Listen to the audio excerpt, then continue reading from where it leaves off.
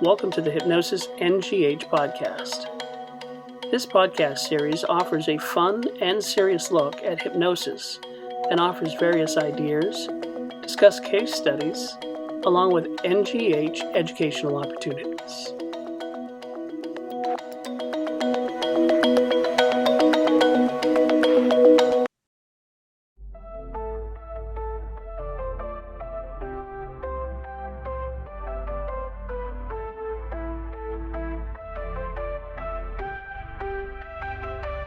With my peers and learning new things that have appeared, you can't know everything, so it's a great melting pot and sharing of ideas and learning new techniques, and you make friends here too. I still go to classes and still learn a lot. I love going to classes. I look forward to meeting old friends, making new friends, learning things, and exploring new areas of hypnosis. It's just a wonderful time and huge sharing of very positive energy.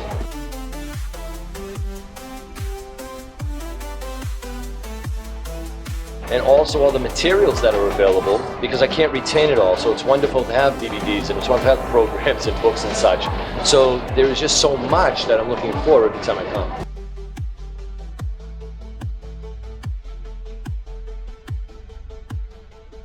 Every room has some new experience or some new technique. You're walking among legends in the hypnosis profession. You get to meet them, people who built the profession, all that they are.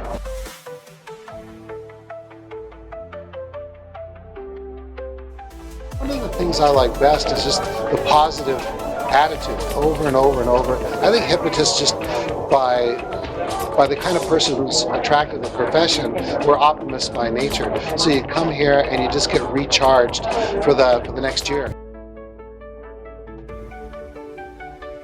Please note, it's important to work within your scope of practice. You can find more information about this on the NGH website at www.ngh.net under the Safe and Ethical Practice menu. The opinions or views expressed do not necessarily represent those of the NGH. Hello, and welcome to the Hypnosis NGH Podcast. I'm Eric Damon. Today's special guest is an NGH board certified hypnotist, an NGH certified trainer. She's also a registered social worker, psychotherapist, and a certified addictions counselor. From Canada, please welcome our guest today, Kimberly Ann O'Connor.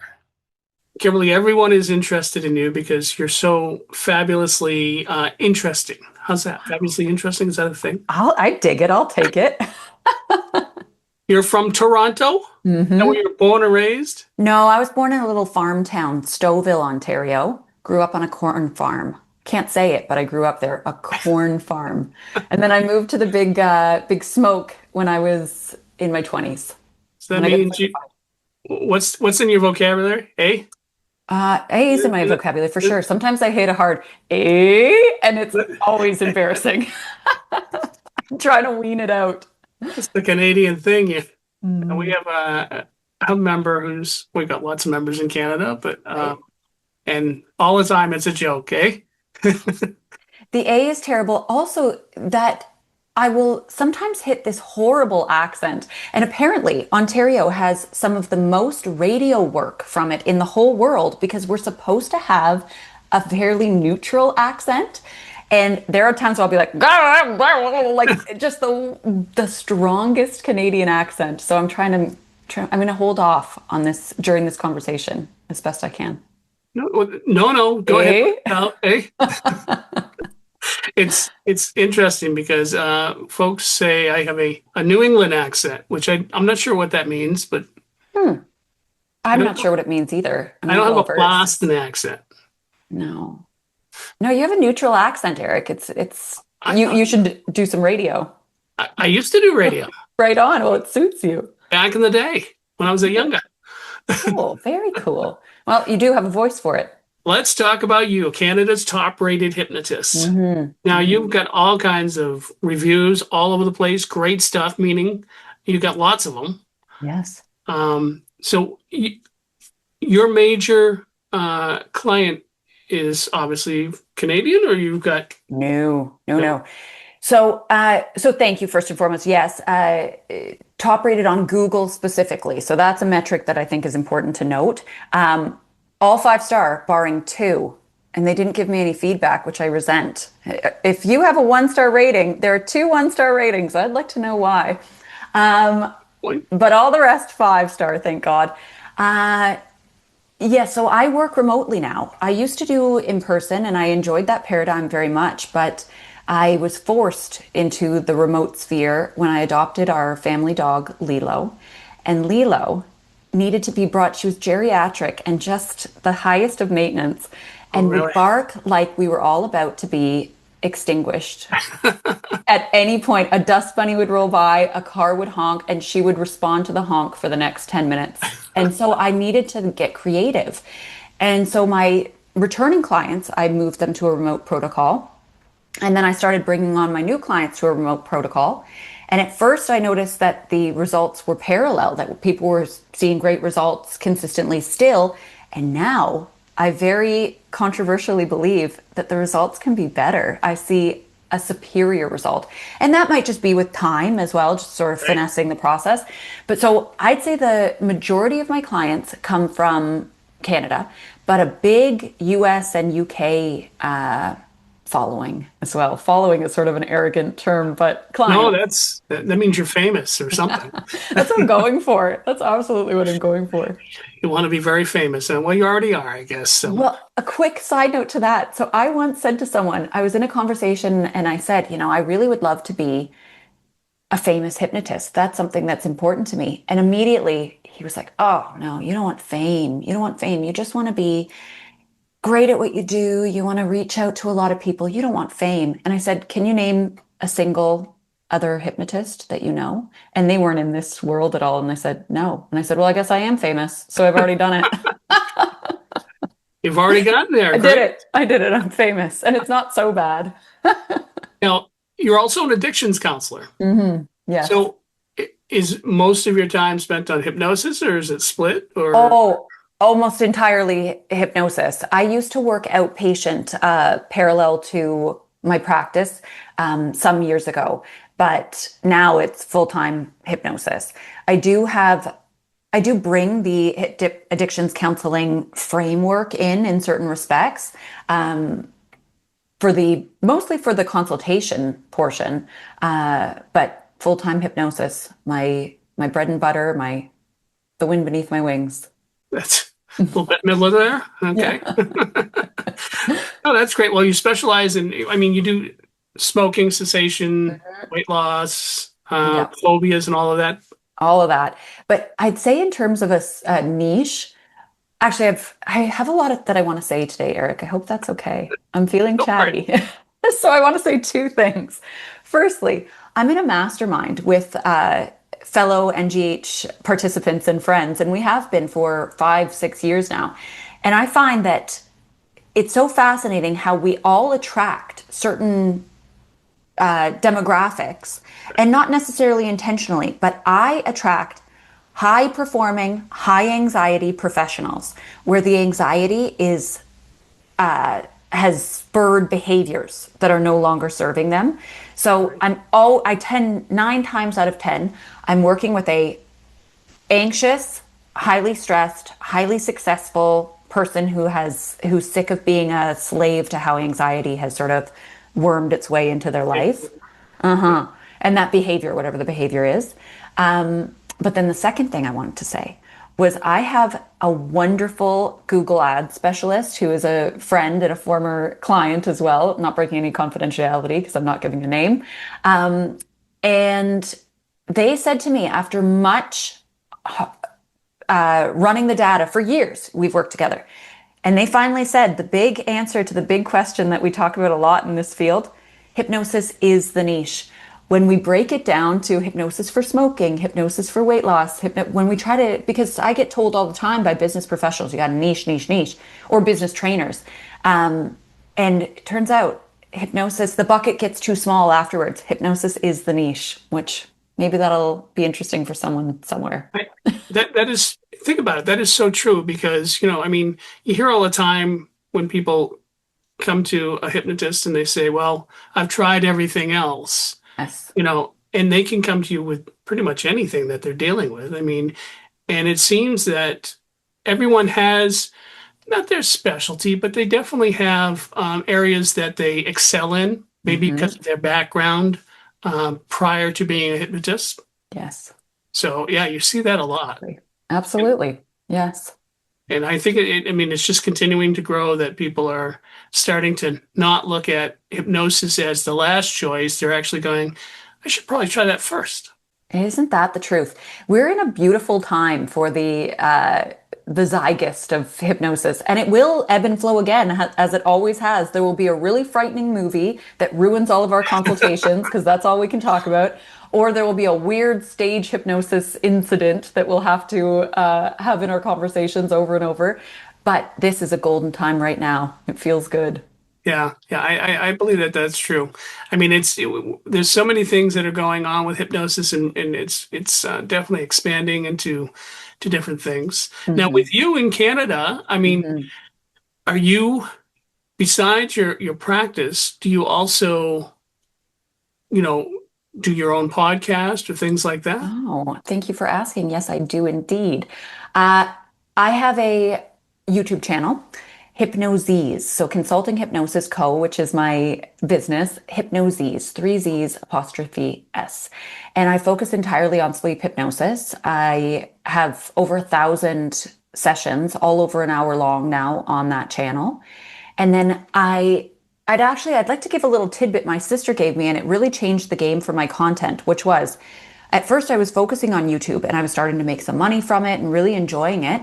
And my sister said, you've got the audio. Why aren't you hitting record on your GarageBand as well and creating a podcast as well at the exact same time, creating the same content, right?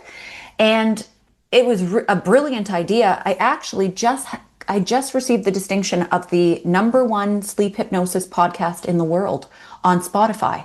So wow. It's again quite niche though. It's not the #1 hypnosis podcast, but for sleep specifically. And all it was just clicking twice. When I was uploading the YouTube video, I would do a little editing on either side of the recording, the audio, and then putting that onto Spotify and then distributing it to Apple and all the other littler ones. And that was a really good idea from my sister, so I appreciate it. These siblings are good for something other than just picking on you. Which, don't say that, because we're trying to decide if we're having another baby. I'm hoping one and done is it. I want to be one and done. So don't say anything good about siblings, please, Eric. Okay, well, let's talk about that for a second. Your personal life. You have a 1-year-old now, or? Well, I'm going to be irritating and do that thing where people say he's 13 months, but he is 13 months, which... Wow, that's pretty good guess on my part, though. A very good guess. Yes, thank you. We were chatting a little bit about how when I was last speaking at the convention, I was in my first trimester of pregnancy and did the board certification and was really involved and invested because I signed up to volunteer to so many places prior to knowing what a first trimester felt like. But everyone took such great care of me. I had a wonderful time, despite being quite concerned I was going to puke all over the evaluation forms. But it was so much fun. And so Felix, my son, he was developed alongside the NGH community, which is very sweet. Well, then you're going to have a hypnotist on your hands. Well, I've been thinking about that, how sweet it would be if he does take an interest in the business. I've always really been fiercely independent about this. And only recently I've been with the NGH and certified right from the get-go with NGH in 2013. And only now am I starting to invite people into the business to assist me, to help me. And the growth has been wild. In the past 2 years, business has doubled, tripled. And it's mostly because I'm now not trying to do everything all the time, which is exciting. So it'd be nice if Felix wanted to step in. Just come in and take over, that's all. Right. That's just show me up. Make a fool out of me. Just like, maybe he'll support you after he gets, to that age. I mean, isn't that why we have children? I'm just joking. I'm just joking. I'm not sure it works that way, but We okay. live in the age now. I'm expecting, in fact, my fingers are crossed that he lives with me the entirety of his life, and Oh, I get to walk hand in hand with him every errand we run. But anyway, so who don't do knows? that. I hope he loves hypnosis. I hope he loves it. That'd be great. Hmm. But he's only 13 months, so he's still got a little Yes. time to figure out what he wants. Yeah, we'll see. We'll see. Yeah. That's great. Now, you just mentioned you took the board certification at our convention a couple of years ago. Hmm. And how was that experience for you? It kind of rocked my world, I must say.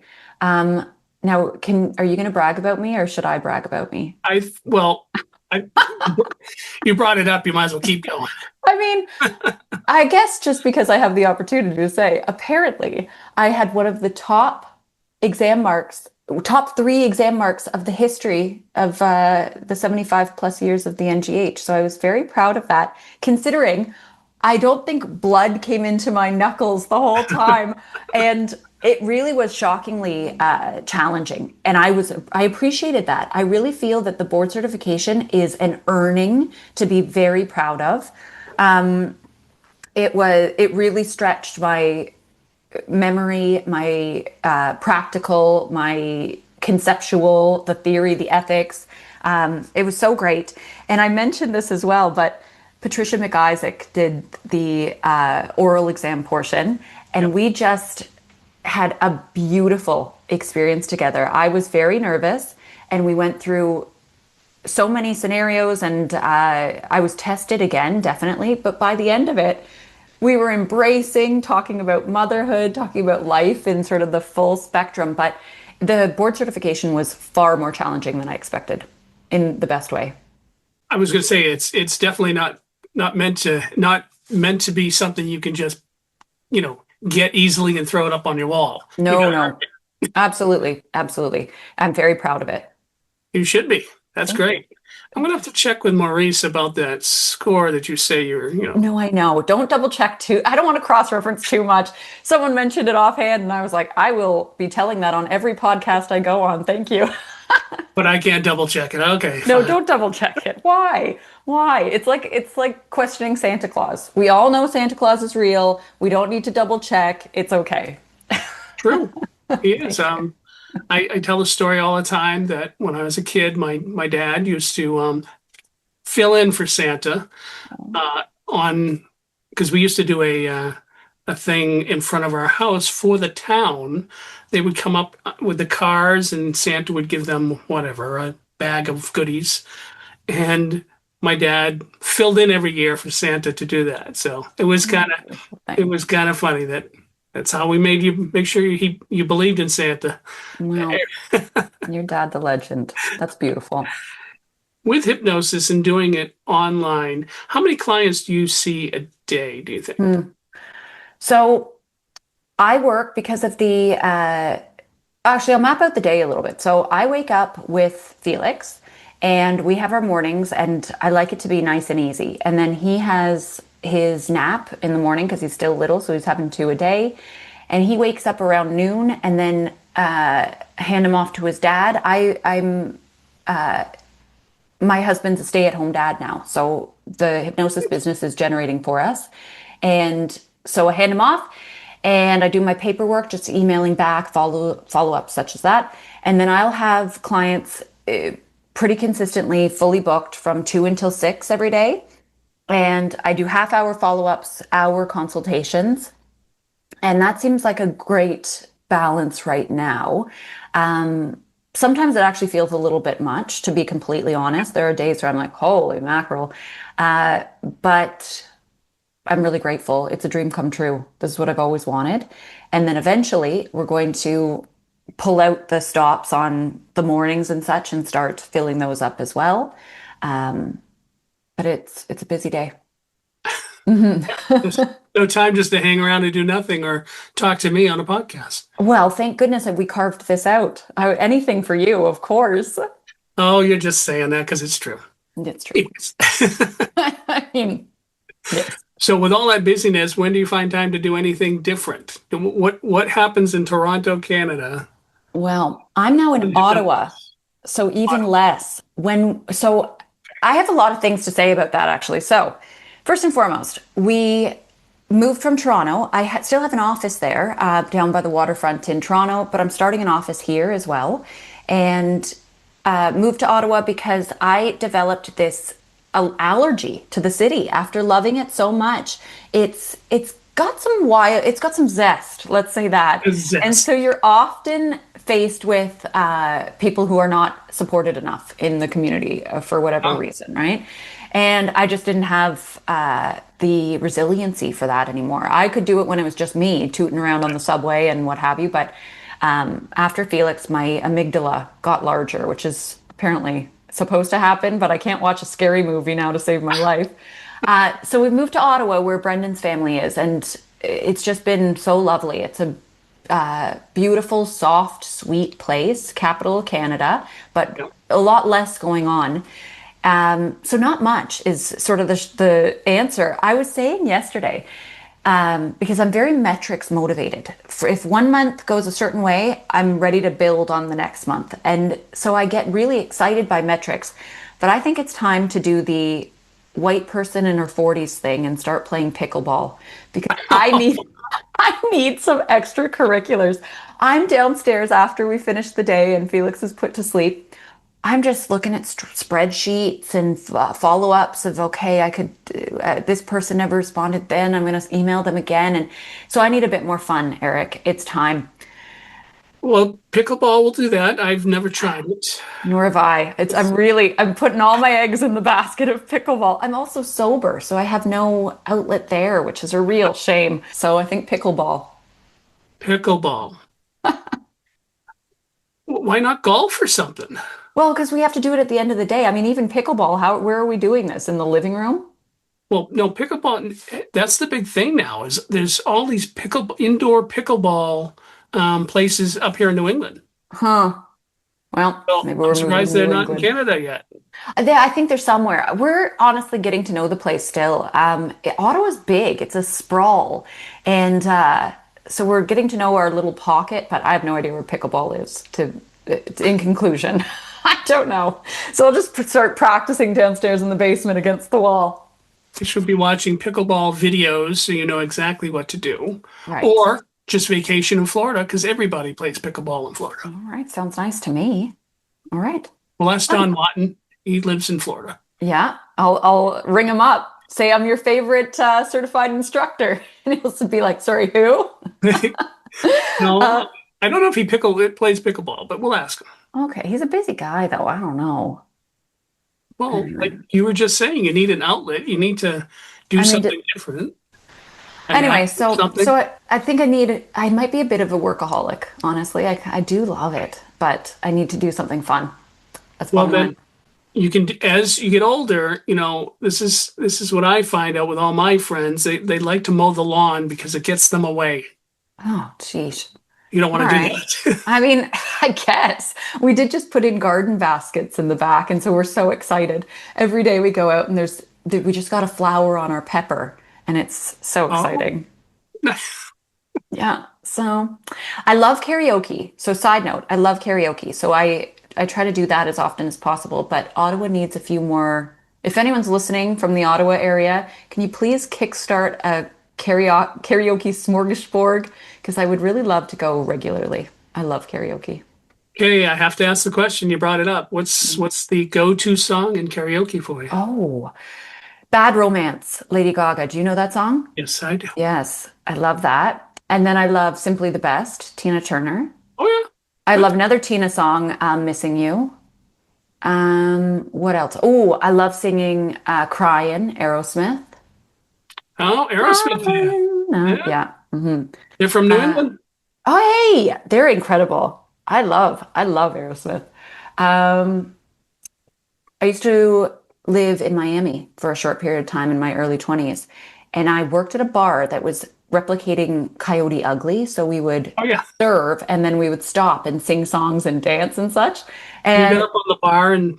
Exactly. Up on the bar. Yep. And it was during the recession. No one was there, never, not a single person, but we had a great time. And I sang Dream On by Aerosmith every night, multiple times. But it was a real humbling experience because I could never do the falsetto, like dream on. Yeah. And so every time people would be waiting for well, no one would be waiting. It would just be the staff. But the staff would be like, come on, you can do it. And I'd be like, no, I can't. And you should But never sing a honestly, song. You can sing. Oh, I love to sing, but you should never sing a song where you can't hit the big note. Good point, because everyone's waiting for that. Yeah. But of all this, I wish you love and we'll always love. You just don't do it. No one can hit that note. So, I mean, come on. Don't do it. Unless you're on American Idol or something like that, or The Voice. Yeah. And then you never hear from them again because that's the last time they could hit that note. Yeah, they're hospitalized. Exactly. So, one other question I have for you. Are you an author yet? Yes. So Rachel Strabley and Rachel is also an NGH member in Connecticut and a dear friend of mine and a masterminder. We wrote the Little Green Book of Prosperity, and it walks people through changing belief systems, limiting belief systems around money, wealth, abundance. So that's on Amazon right now. And then I've submitted articles for the NGH publications as well. I mean, I haven't seen them yet, but I'm sure there's going to be an avalanche soon. Oh, soon. It's going to be dedicated entirely to my offerings. One journal will be all about you.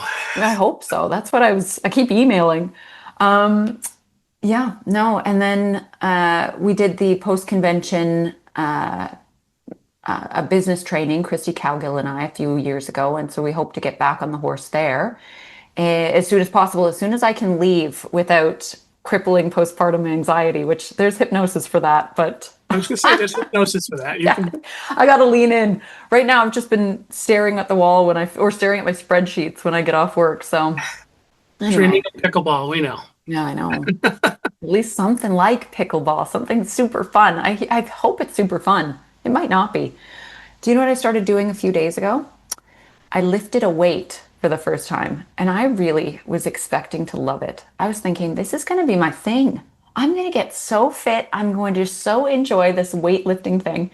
And I did not not once, stop saying how much I didn't enjoy this, how little I was enjoying it, how I was not enjoying it at all. And then I did it again and I still didn't enjoy it. So hopefully that's not like pickleball. Well, it could be. I mean, lifting weights, I mean, you got to get used to the monotony of doing so many reps. And then I was sore in the worst places, like at the junction between my armpit and my shoulder and such. Ugh. Yeah. This is not a very uplifting podcast, by the way. She's like, my God, this woman needs some balance. But no, this tells everybody that you're a real person.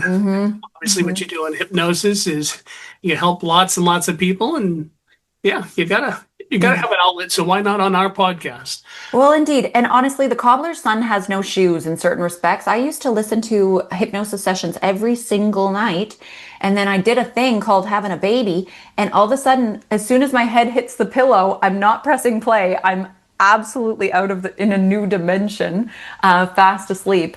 So sooner than later, I have to get back on that. I was able to course correct and make such amazing changes with my own personal practice. And it's time.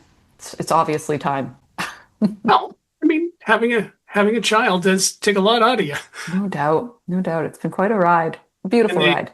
Like I said before, they grow up quick. It's wild.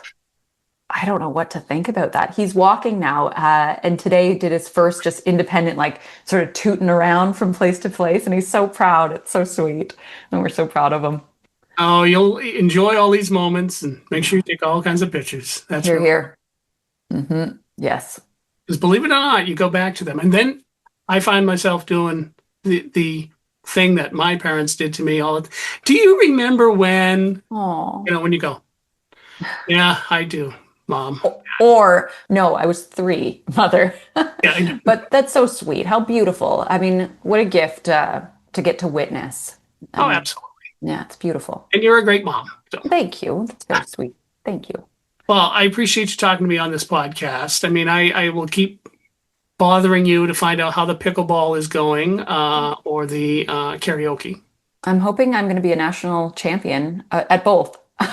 Both. Is there such a thing as a national champion karaoke person? I was in the Karaoke World Championships. Again, I'm serious, about 2 or 3 years ago, and I got to the finals of Canada, but alas, no further. And actually, that's not entirely true.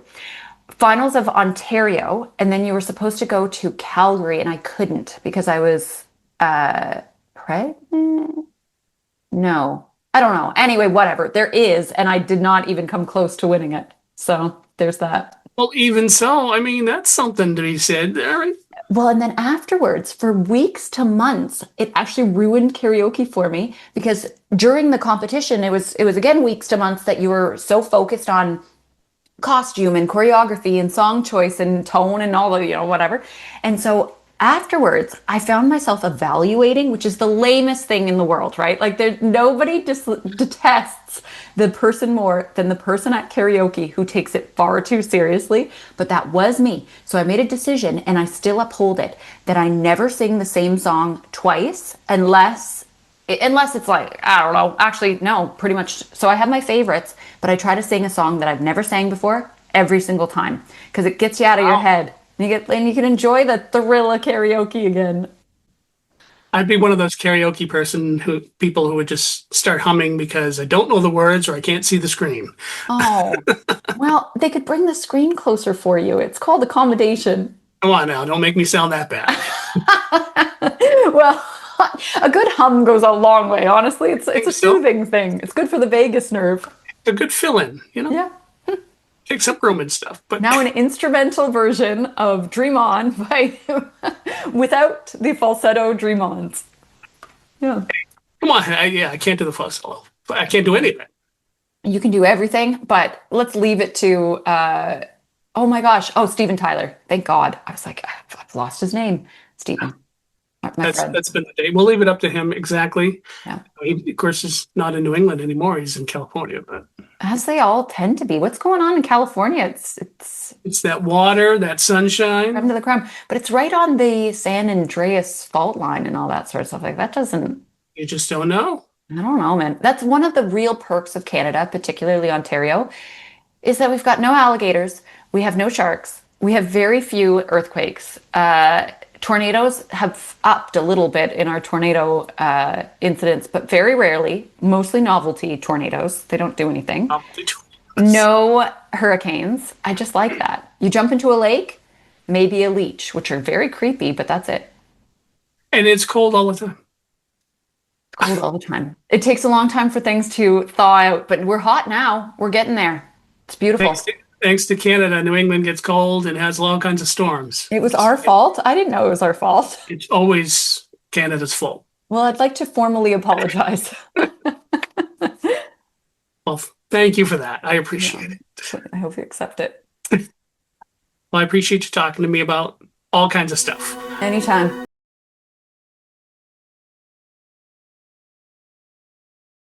So there's one other thing I want to mention, and that's you can have the convention at your fingertips, or you can have the NGH at your fingertips by getting the NGH app. That's right. So if you want to download it, you can download it on Google Play or the Apple App Store. You can download the app, get it on your phone. I don't know if you can see this, if it's close enough, but the NGH app.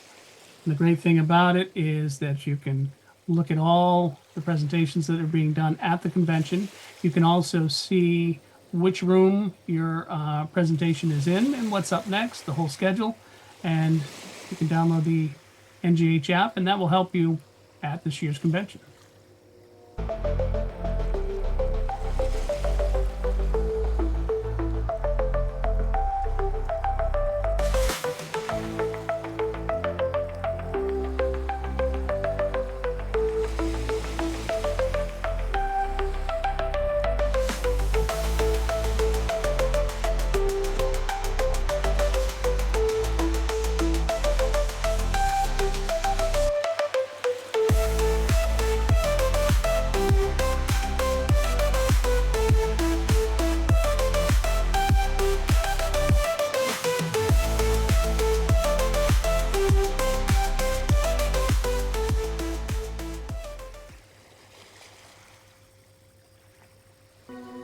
Thank you for listening to the Hypnosis NGH Podcast.